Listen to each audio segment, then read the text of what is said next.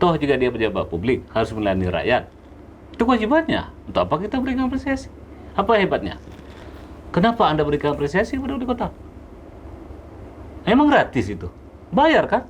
Tidak perlu diberikan apresiasi kalau begitu. Dari aspek pesisir ini kan tidak ada isu sama sekali. Pesisir itu bagaimana pemanfaatan dan pengelolaan juga nggak ada. Jadi sibuk seremonial aja menurut saya selama ini. Pak Wali Kota itu kalau kalau saya memberikan nilai, beliau itu hanya sibuk pada pencitraan sajalah.